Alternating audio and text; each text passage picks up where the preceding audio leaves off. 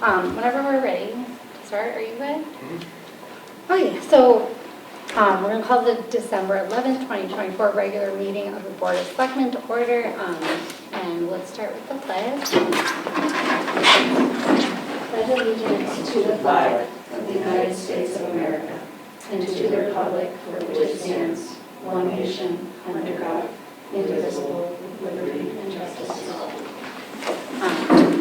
If you guys don't mind, I'd also just like to take a minute, a moment of silence.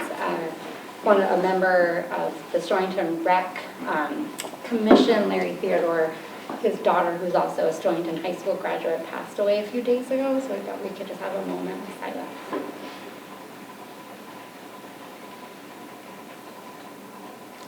Thank you. And I'll do some updates during comments on that. So any comments from the public?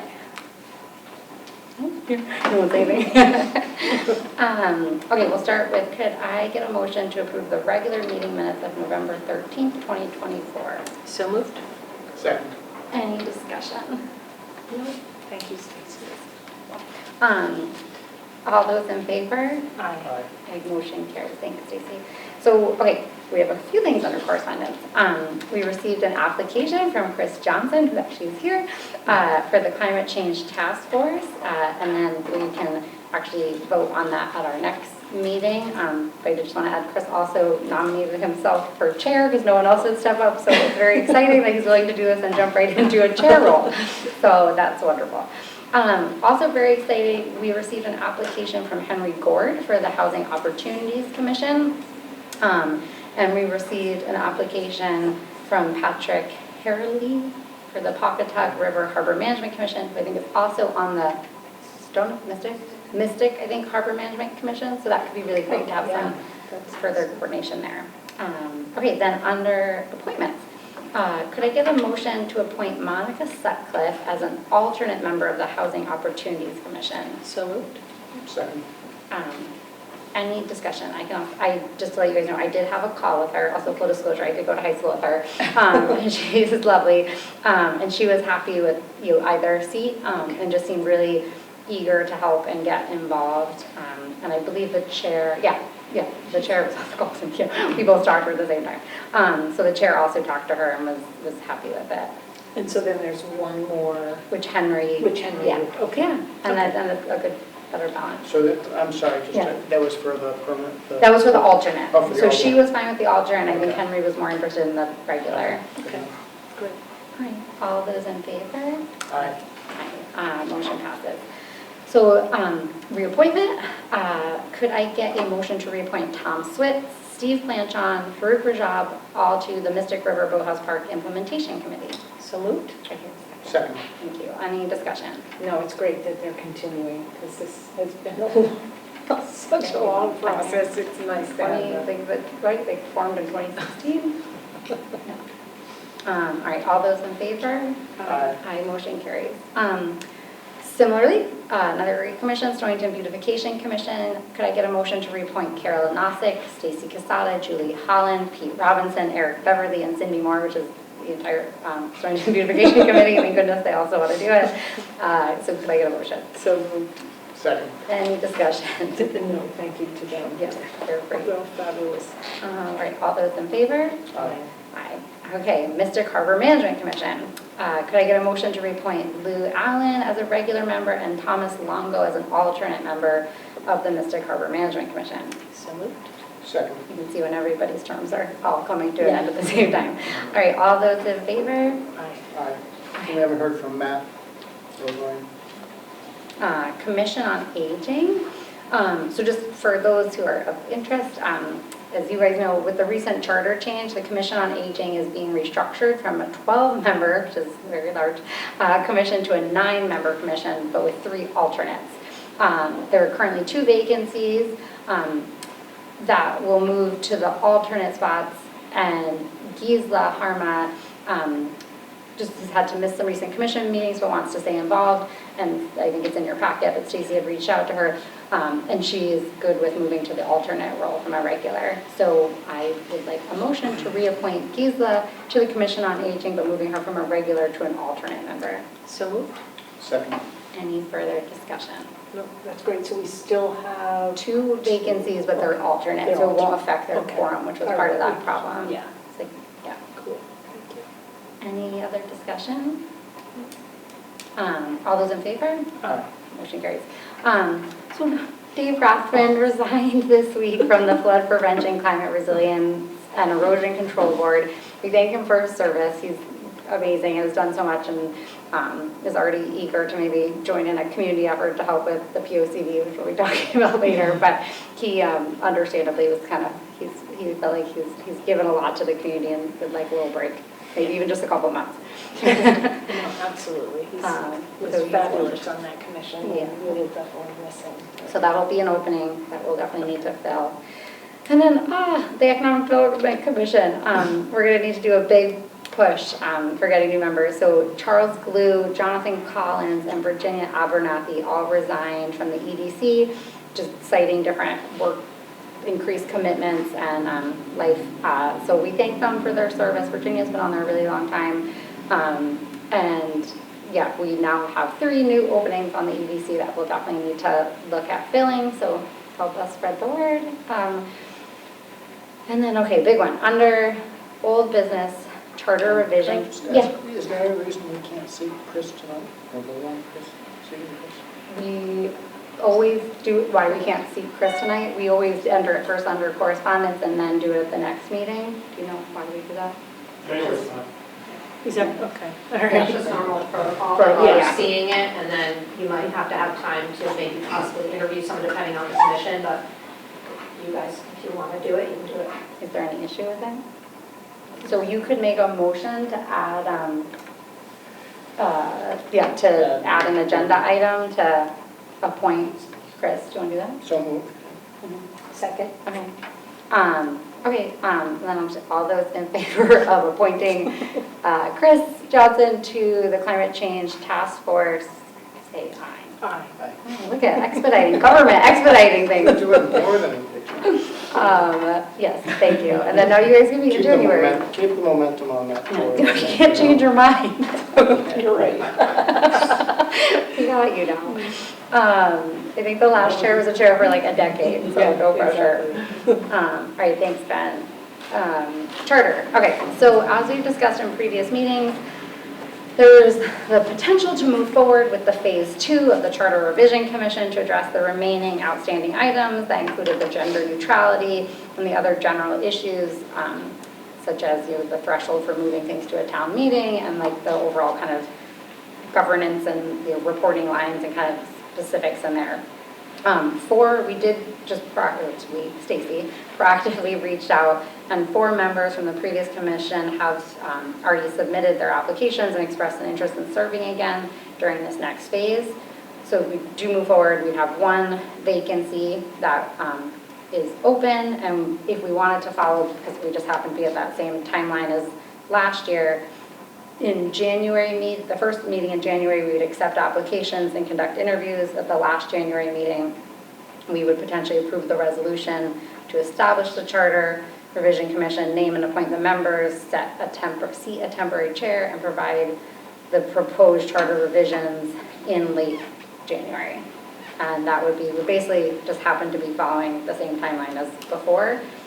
Additionally, we had discussed, I think at our last meeting, giving them a deadline of 2026 instead, but with the understanding, obviously, once we seat them, it's up to them, and if they want to do their work sooner, that's up to them, or they can go with the deadline that we give them. So before making any motions, I just wanted to hear your guys' thoughts since the last time we discussed this. I think that makes sense. We don't have to re-interview the 4, correct? Okay. Anybody else that's interested? Anyone Yes. else? Okay. What about the budget? I mean, do we have an estimate, or is it in your budget? It's the same that we provided last time. I mean, nothing has changed. We would then, if we decide to do this, budgets are actually due, I think, on Friday, but we would be sure that was in for charter line items.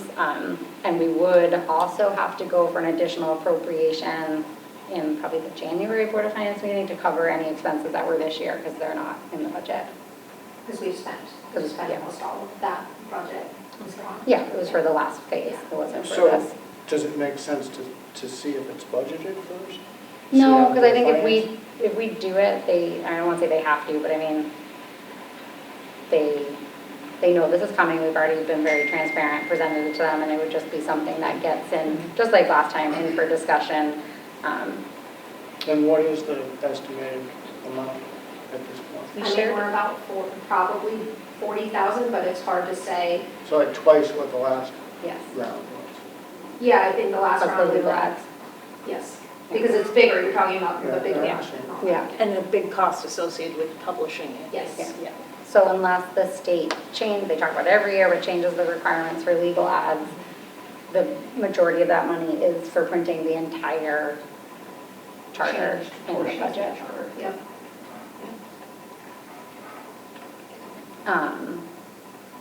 And I think, again, we've tried to get a sentiment of the board, and they wanted to be clear, like, from the Board of Finance, they were not, and informally, Chris, you're welcome to jump in here if I'm representing anything wrong, but I feel like everyone wanted to be clear, it's the Board of Selectmen's decision, not the Board of Finance, they didn't want to overstep any lines, but just to get a feel for them about the funding part, I felt it was mostly supported, they understood, like, we've gone this far, a lot of the work has already been done, they'd like, certain members, I think, would like to see it continue and just get it through, but again, you know, they're just looking at the funding part, not the substance. So any, Yeah, I don't have strong feelings about either way, except for the budgeting yeah. implications. I have to say, I kind of was seeing it both ways and just, it's a lot of work. It's a lot of work on Stacy. It's a lot of work on everybody to kind of get it through. But then I just felt like we've gone this far and just to finish cleaning it up and make it really, I mean, it's our constitution, like, I think we should do it. And I really like the last thing I forgot that they had mentioned last time that we hadn't thought about that I think was a good idea was putting in a requirement that every 10 years you open it. Yeah. Because I mean, people hesitate, understandably, we hesitated for 2 terms to open it, but it should be something that I think that's looked at and explored and not hesitated out of fear. It has to be a living document, because what's happened now is it doesn't reflect how we do business. And we should know be that, following and it. we should be following it. And that's Yeah. kind of why I feel like they've gotten this far. A lot of the work has already been done, so it's not like they're starting from scratch. I like the idea of giving them 2 years. If Yeah, they want to nothing's do less, urgent. that's fine, Yeah. but I don't think we need it urgently done, so, you know, let them set the timeline. Can we accommodate a public meeting at the very beginning of the process to entertain? It's like the whole charter thing is legally, like you have to follow the legal requirements, which we did, and it sets it, I mean, down to the day of when they have to have in the timeline 2 different public hearings in addition to ours. I guess what I'm asking is, can it be done in advance of seating the commission? No. Just No. a public forum, gathering ideas. I mean, that's what they're supposed to do in their first one. They're supposed to hear from us, our set things, and then they're supposed to hear from the public to expand, if they choose to, what other items. Yeah, I mean, yeah, it's pretty legally set. Yeah. And I think there's ample opportunity for public engagement should the public want to engage. All right. But so I'll make the motion then, however anybody wants to. Can I get a motion to request, this would just be the first step, that the town attorney draft a resolution to appoint a charter revision commission for phase 2, with the understanding if he does that, then at 2 meetings from now would be when we actually start the official process. So moved. Second. Any further discussion? Okay, all that's for yays? I'm a yay. Yay. Yay. Okay, all 3. Okay, motion carries. Now, under new business, my Clifton's here on this wonderful, lovely day. You don't spend enough time with town matters. So Clifton is here, our town planner, and I'll just share that 4 firms submitted RFPs for the POCD. The selection committee is recommending that the project be awarded to SLR International Corporation in the amount of $142,860. Before entertaining a motion, I just want to see, Clifton, if you wanted to say anything else, or if you guys have questions for Clifton, since he's here. I'm here to answer questions. And I brought stuff. I just had a couple, Yeah. quick kind of logistic-like questions. So who was on the selection committee? The first selectman appointed myself, herself, and 2 members of the Planning and Zoning Commission, Chairman Chuck Sheehan and Vice Chair Ryan Casey. And also appointed was the town engineer Chris Greenlaw. Unfortunately, he was unable to make it to the actual interview, so it's just the 4 of us that conducted the interviews over the 2-day period. And we interviewed 4 firms, 2 on one day, 2 on the next day. And I'll just pass them out just to put in the record. In case there was a question on the format, on how we scored, as well as the questions that we did ask during the process. So I'll put these into the record. I gave one to Stacy already. And then if anyone was interested in actually finding out the results and what firms scored what and see all the proposals, I have hard copies of those. I'm also happy to provide them digitally as necessary. But I do have hard copies in my office, and they will be eventually transferred to the finance director's office once the RFP gets signed and the contract gets signed. And this was a qualifications-based bid, Correct. not just... Yep, so the QBS format and the scoring system on the first 2 pages provided comes from the template that we use for all RFPs for the town of Stonington. And that template is also based off of the QBS guide developed by the Connecticut QBS Council. So very straightforward, very regimented. The only thing that you would see that's a change between the template and what's been provided in the score form. So the weights obviously change based on priority, and then 1 or 2 items under number 5 special qualifications will change, obviously dependent upon what you're interviewing for. So that's where you will see community development, planning process, environmental quality, all of that stuff that's down there at the very bottom. Those get changed based off what interview process you're doing and what RFP you're interviewing for. Everything else is pretty standardized, so we didn't really go too far away from that. But for the benefit of not only our applicants, but also for those on the selection committee and then eventually the public as they see them, I wanted to standardize the questioning process, which is something we haven't traditionally done in the town, but that way it gives a little bit more transparency to the process of what questions were specifically each of these firms and what we're ranking them based off of. I was just add that that change that Clifton put in about that was like unbelievably helpful, I think, from the interviewer perspective, and I think the applicants, and then I think it wouldn't work for absolutely everything, but their presentations were so much better because they address proactively the questions rather than us. Normally we sit and we interview people like they could, go through all the questions. So it gave us, I think, a better feel for all of them. It was really helpful. It was really well done. Oh, that's great. My final question, and you may not be able to answer this because you weren't here before, what was the cost last time we did this? I mean, you may not know. So in the last time we did a full rewrite of our POCD was 2003, 2004. Oh, wow. And that was with planometrics. I don't know the cost of that. And then when we did the update in between 2012 and 2014, we did contract with planometrics again, but they were solely used for the benefit of facilitating the public information process. They didn't do the full document in the scale that we asked for in the RFP. So we're really going back to rewriting it from scratch instead of doing a standard update process. I don't have the numbers off the top of my head. No, I was just curious. This was It's been definitely- 20 years, but... Yeah, and I think you could speak to this more, but like when we were talking with the Board of Finance about this compared to other towns and what they typically spend on their POCD for towns of our size, I mean, this is on the lower end. Yeah. Shocking. The 125,000 to 250,000 is kind of the range. So 150 for us is a little bit on the lower end of what you would request.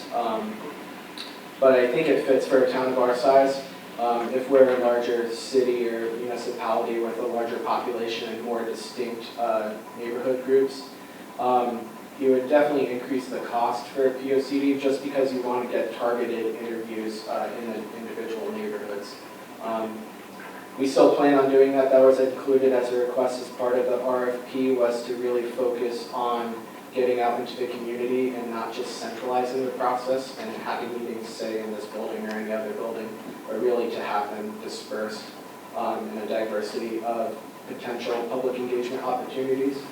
So all 4 of the firms presented something to us that kind of fit that model of what we were looking for in terms of a robust and diverse public engagement experience.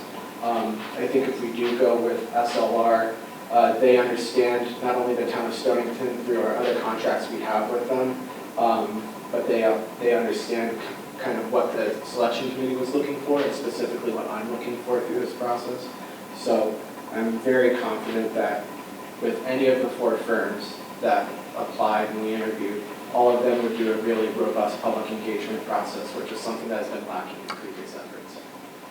No, that's great. That's great to hear, because that was my one thought about, I mean, we may not have a lot of neighborhoods, but we have the different villages in different areas and different concerns. We talked about like different age groups too. Also, just because we have a student in the room, do you want to just say what the POCD is? You might already know, but just in case. So the POCD is the Plan of Conservation and Development. It's a document the town writes once every 10 years. And basically it's a forecast or of what the community is going to look like as it grows over 10 years. And it's also an opportunity for residents of all ages to basically create a wish list of what they want their community to look like in 10 years.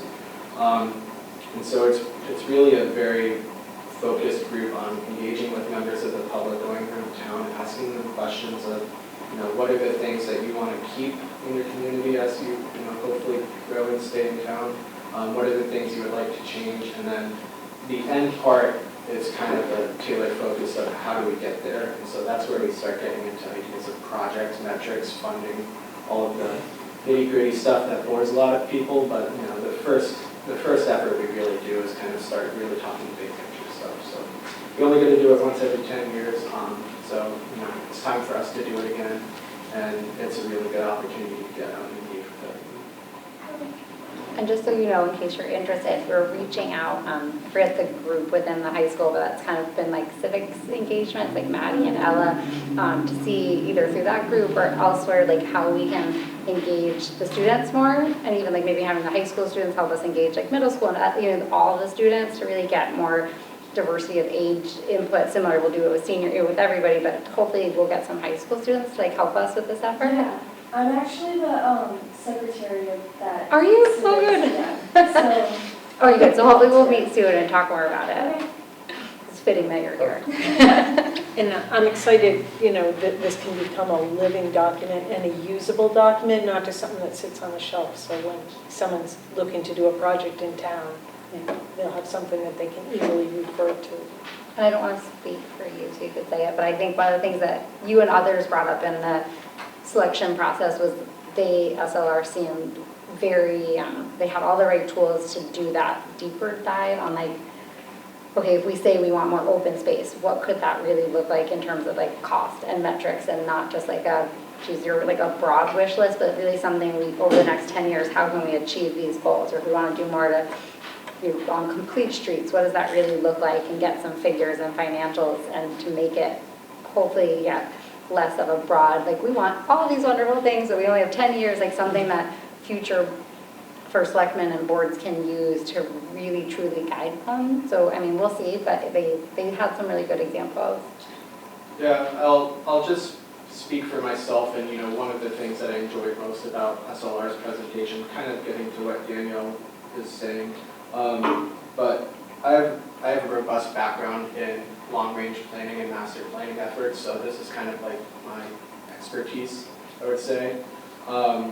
And the one thing I wanted to avoid in going through this process is the typical pitfall we fall into with long-range planning, which is planning to plan. So we're going to write a document that says we're going to write a bunch of other documents and not actually do anything tangible and usable for the community. And so when we're reviewing either past documents, not just in Stonington, but if you look in any community, you'll just see suggestions of well, we should write a plan on this, we should do a study on this, we should do a feasibility study for this. And that's all well and good to say, we need to look at these items a little bit deeper, but it really, one, isn't worth your money to pay for that because anybody can say we should write a study on something. What is worth our money, what is worth the community's money is taking the next step on saying, how close can we get to the bare minimum design for a project that meets the needs of the community and that the first selectman or town staff member could go to the Board of Finance and say, okay, we already got 5, 10, 50% of the way there. Let's actually start designing this because we already got the buy-in from the community that we want something. Let's take it to the next level. So that's what I personally was looking for through this process. I think, again, every one of the firms could have provided that for us. I think SLR did offer an opportunity to really spread that expertise around just because of the way the firm is structured. Again, I think really what we're looking for through this is what is the community going to say and how flexible is the firm going to be based off what the community says. Oh, thank you. Any questions? No? All right, so do I hear a motion to award the RFP for the Plan of Conservation and Development to SLR International Corporation in the amount of $142,860? So moved. Second. Any further discussion? All right, all those in favor? Aye. Aye, motion carries. Thank you, Clifton. Thank You don't need to stay for the whole meeting. Thank you. So resolution, emergency management and homeland security grant. Yeah. Excuse me, Yeah. I don't mean to keep you, Clifton, but if you could just stay for a couple of minutes, I just had a question for him during my comments. Oh, That's all right. okay, yeah, we're almost there. We're almost there, right? Thank you, Clifton. So this resolution authorizes the first selectman to enter into, execute, and deliver documentation regarding the emergency management and homeland security grant programs. Do I hear a motion to approve this resolution? So moved. Second. Any discussion on that one? So it's just you provide information Just like- so we can get a grant. Like we do. Yeah, it's just like for certain grants require a resolution from the board in order to sign off and do that. Some grants don't, some grants do. Okay. Fine. And all those in favor? Aye. Aye, motion carries. All right, comments from the segment. Ben, do you want to go first? Sure, just take Clifton? it. You bet. Glad I didn't have to stand for that. So thank you for letting me sit. No, it just occurred to me just this Wanted moment the that camera that you to could zoom be in on helpful. Harbor management, I don't know if you've seen this, the preliminary planning for the dinghy dock, the Oh, no. town dock. I only have That's one further copy, along. unfortunately, No, you can that's pass me, fine. you can pass me on. And they're going ahead, so the Harbor Management Commission has authorized the subcommittee to go ahead with getting DOCO to continue with the permitting process, and they've released more funds to do so. And I was just wondering your opinion, and actually it's in the borough, so it'd be the Borough Planning and Zoning Commission that would be in charge, but would it be good, considering the proposing parking in what is now referred to as the dog park, which may be a little bit contentious with neighbors and so forth, would now be a good time to go before planning and zoning for approval before they get the permits from DEEP? Because that's going to be like a 2-year process. I definitely would recommend they go in front of the borough zoning and have that discussion now, just in case the feedback suggests that they alter the plan in some way.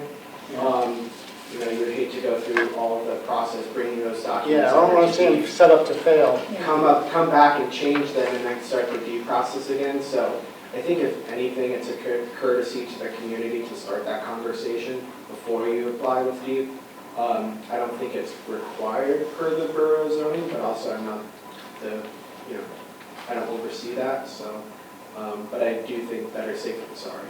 I think they should, and I think just the few conversations we've had with them have been, engaged soon, and also, I'm sure you'll let them know if you're talking to them, they also should be engaging the Waterfront Commission. Yeah, well, and they the have. SNAPLA. They've done all that. Okay, and SNAPLA, the Yeah. Fishermen Association? Okay. Yeah, I think so. Yeah, in fact, I think they met with them Okay, through the Waterfront Commission. then that's good. Then, yeah, zoning would be, And also, for you, since it's town-owned property, even though it's in the borough, wouldn't it need an 8-24 review by our planning commission? The borough would be able to provide 8-24 review. Even though they don't own it? For itself. I don't know if our planning and zoning commission would oversee that, just because it's within the borough's jurisdictional boundaries. Because we're not, right, I'm not an expert on this, but we're not purchasing any land, we're not, Yeah. I don't know. We haven't done That is before. something I'll have to look into Could more, you- but yeah, appreciate that. the way I understand the jurisdictional boundary would be that the town's planning and zoning commission wouldn't oversee projects within that boundary area. So My understanding, and this is strictly the way I understood it, would be that because it's town-owned property, the planning commission has oversight over how it's used. So, not from a zoning point of view, but, yeah, it's worth looking into. thanks. You got it? Yeah, we saw it, and I took a picture of it, thank you. Thank you. So the only other thing doesn't involve Clifton, but while we're on harbor management, is I had a long conversation with Tori Gimble about the Okay, Great yes. Waters. And right now, what they're concerned with is that the COP expires in March. Okay, So what they're looking for from your staff would be just to request an extension. Extension. So I just printed 2 pages from the COP.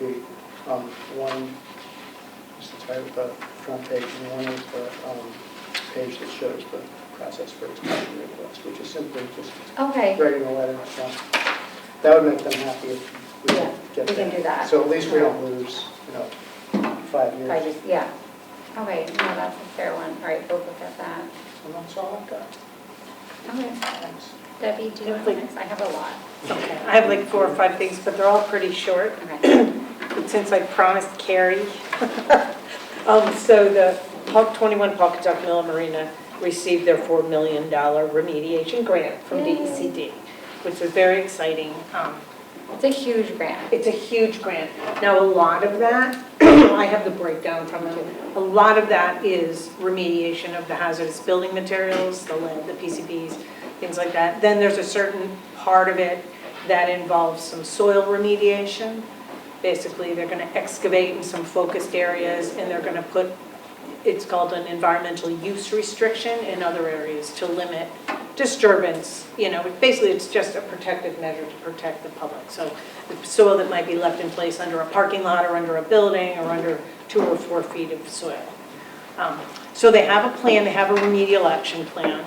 So the next step will be, getting the consultant. I don't know if it'll be the same consultant. As I identified to Molly and Clifton, they are not on the DAS list. So I don't know what's going to happen with that. I did suggest, we can talk about this, obviously have more meetings, that maybe the town hires a third-party LEP just to kind of oversee the process on our That could be behalf. under the grant. Could be under the grant, because realizing that this consultant who's going to be doing the work is going to be working for the developer, yet the town, we're a partner on the grant, and the money is going to be funneled through us. So it might make sense, not for loads of hours, but to have some time to just make sure that things are being done with the town's risk tolerances and needs in mind. So I did share, I reached out to some of my LEP coworkers, and we sent the names of a few to Jim that we might start thinking about. One thing we have to find out is, do they have to be on the DAS list? If they have to be on the DAS list, it kind of limits the list. And they're larger companies and they're more expensive. But, we'll see what happens. So that's kind of where we're going there. So that's really exciting as well. That was 4.4 $4 million. Or even, yeah. Mhm. Jim, you can That's speak great. more to this from your experience, but I know for us, I think this is like the largest grant the town has ever Yeah. gotten. Don't knock Obviously, me over. Yeah. it's a Yeah. public-private partnership. Yeah. but it's huge and we have to administer it, which is Yes. gonna be a heavy lift, so big thank you to Molly and Jim, and thank you for all your help. Who knew we had so many brownfield, the LEP background that we have would be amazing for. But I mean, for the state, I mean, I think it's even pretty large just for Yeah. the I state mean, to it's give not an like award what this big. Bridgeport gets, but Yeah. still, it is quite large to come to a municipality our size. Yeah, so that's really exciting. It's exciting, but it's what DECD wants to see. They want to see a building put into use. I mean, they're fine with our park, obviously, but, you What they know, really want what they is- really yeah. want is housing or economic development, you know, mixed use, something like that. So And this I is, know in talking with the firm that's doing this work, they said that nationally and for the state, the two historic SHPO and then the National Park Fund, whoever does the historic stuff for the Yeah. federal government, Yeah. they said they like have never seen things move this quickly. Like, I think everybody's just really hopeful and excited. Obviously, it's a tenuous situation. I mean, it's not structurally sound right now and they're working on that, but it was just amazing to see how quick, like, federal and state agencies will work to try a historic mill that could be housing. it could, exactly. I know they were supposed to stabilize it for last winter. I think They got- didn't, did they? I mean, they we didn't have pulled snow. so building did some permits, they stuff, did some but- stuff, I just don't know the extent. How are we for this winter if we get? I don't know. They don't know. Now that they got their We have a grant. check-in with them, I think, next week, so Okay. we'll That's talk next. more. They do own the property. As far as I understand it, it was a very complicated legal thing, I'm not a lawyer, but yes, they. And then they paid all foreclosure. the, They still have some, they but, still have some, but there was some liens they had to pay. Yeah. I can imagine. yeah, and they have some they can't pay because things like windows, like it's a blight fine, but they can't do anything with the windows, obviously, because that makes absolutely no sense. So Yeah. there's some things they can't do, but then there's some things that you are helping, our attorney advise about things they maybe could still do, so Yeah. we do still have some conversations to have. Yeah. I mean, because we were concerned about how it looks, and they had this vision that, well, what if we just put a fence up? But that doesn't help the people That live there. Who live there and have On to the look other side. down on it. And then you gotta look at the fence. Yeah. So that's an exciting thing. Yeah. And sort of along the same lines, we officially got the letter today that we've been accepted into the Spring 2025 Yukon Municipal Assistance Program, which is the TAB Brownfield. program, More which is a brownfield. brownfield inventory. So they're going to basically We have any help more us, laying around. yeah, see if we have other brownfields that, may be overlooked. Now, I had the beginnings of a discussion with her about what could be a brownfield.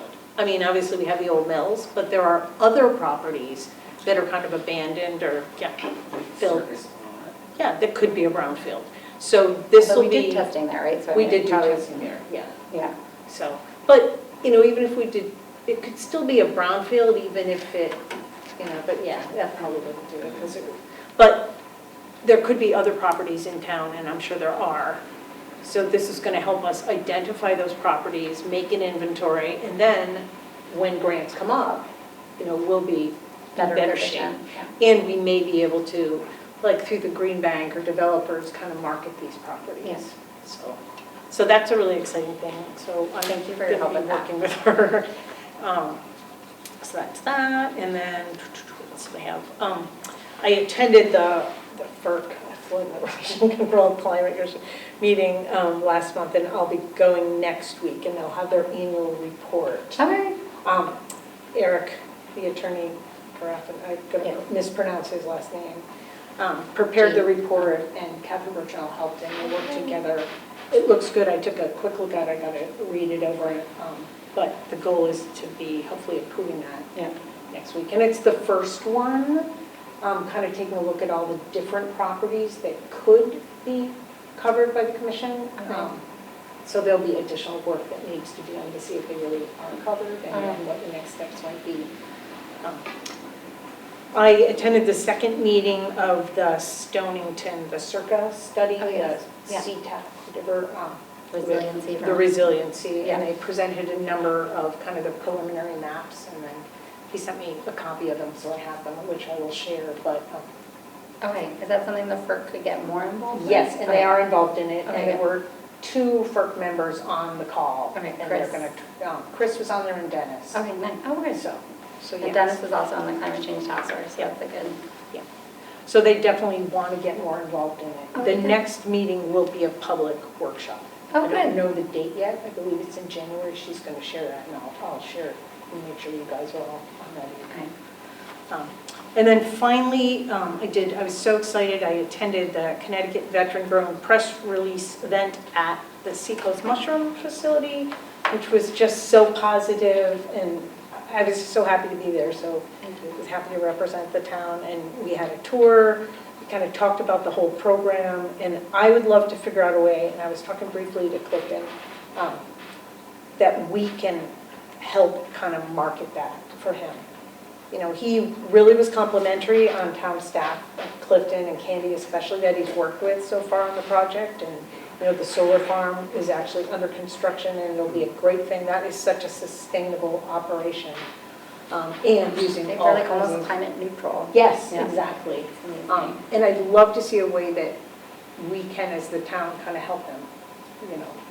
Carrie wrote a wonderful story on them last time they had the update with the funding for the solar. But yeah, we need to do more to promote that. So it's time to. More stories. So Anything again, you know, I think that's it. That's all I have right now. Okay, try to be quick because I know the weather is bad. But maybe on positive things, the other grant update, it's in like, it's been amazing, it's this time of year. But one's a little bit older, but we did just finally get together to share it, was a little over the 500,000 we got for from the Clean Water Fund for doing projects at Spellman Park that will help capture the runoff and rainwater and clean up before it goes on to Wickedy Cove, which was obviously part of that whole study and watershed plan. So we're trying to do kind of our part. Some of that money will also go towards education, outreach, and also engaging a few homeowners to do rain gardens in that area. So we're really excited, and just like a huge shout out to our engineering intern. He really led this like process with the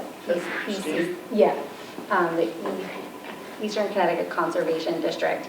Dan Mullins was just fantastic. So we're really, that's really exciting. The town put up, I think, 130,000 in last year's budget to help match that. DPW would do some of the work in-house. So it's a really great partnership, and it's really exciting. It'll take some time to actually get the money and get the agreement in place through DEEP, but we're really excited. So that was one really good one. The other really good one, I was working on a news item and it got rained on. But we got a $1.2 million grant for the Mystic River Boathouse Park from the Long Island Sound Futures Fund. So we're so excited. So this got announced on Monday. And this was the grant that we've been talking about forever. We applied last year. It's 2 different grant programs all under a U.S. Fish and Wildlife Foundation.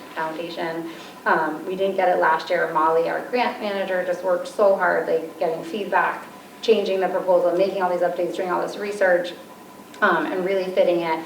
And then we were really excited. We put in for 1.4, we got 1.2, it could have been nothing or much less, so we're like, amazing. So this is like a huge step forward. We'll have more updates probably in January and then February, but we do still need to get more bids back.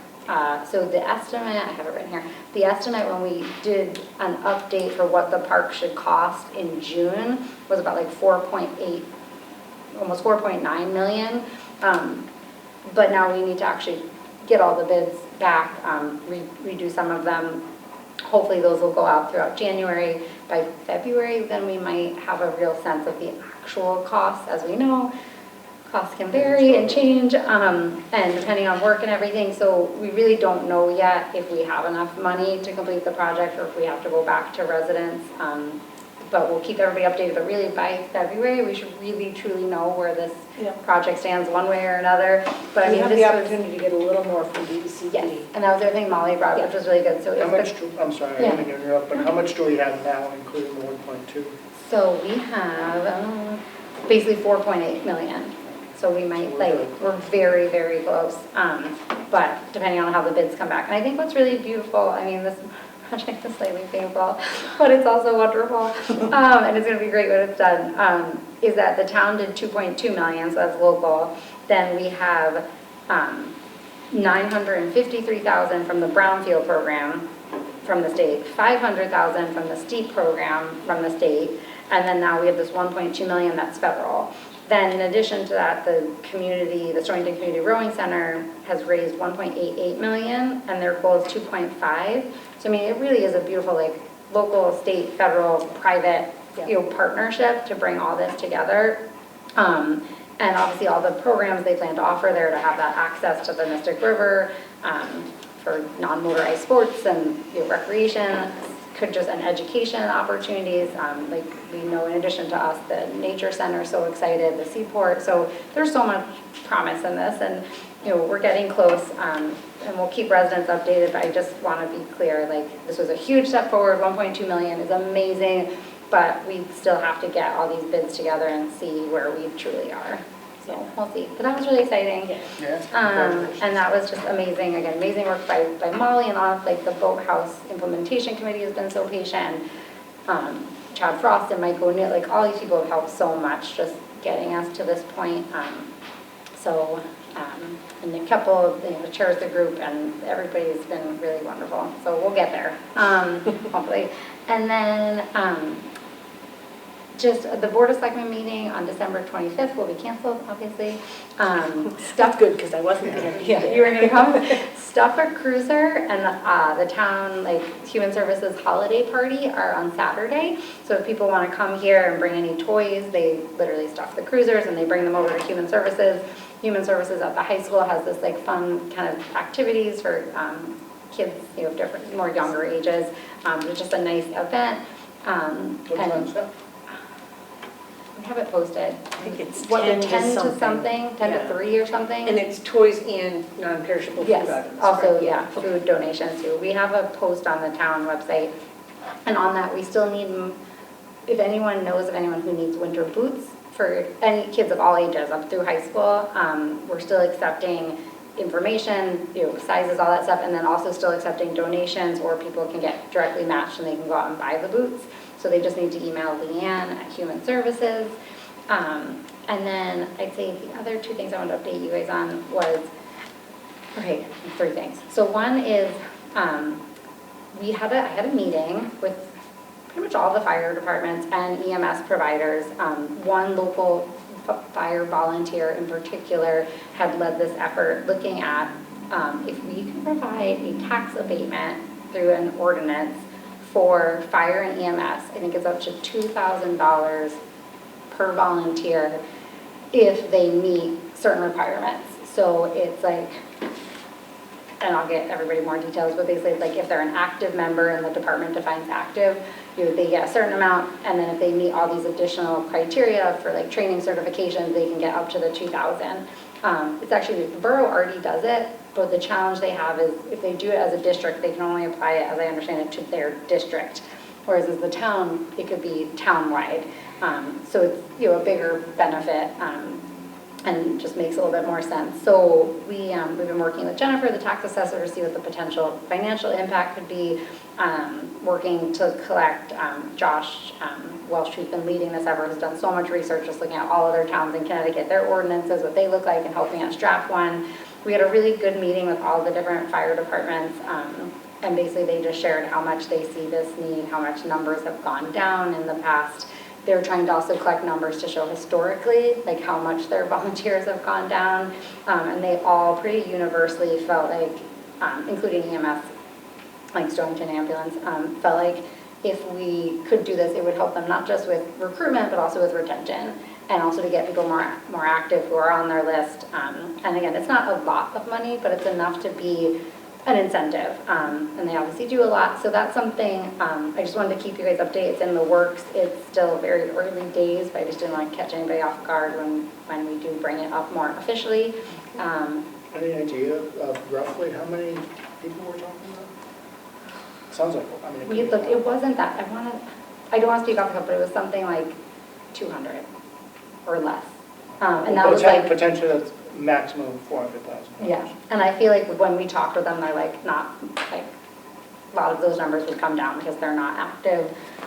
meaning how many, ones they There's respond members that are to. on the list but don't Yeah, really for a active. long time, or they're kind of Yeah. retired. Yeah. And then a lot of them don't meet the criteria for the certification. But then again, it might be an incentive to get To there. get that, yeah. Right. So And that's of course, something. residency would be prerequisite, as I said. Yeah, so I'll get you guys though, like they said, as we move through it, I'll get all the numbers. If you think of other questions you want to ask her, and then, so that was one thing. The other thing, just really positive, on Sunday night, I attended an event a local resident put together, and they had the Mystic River Watershed Alliance, and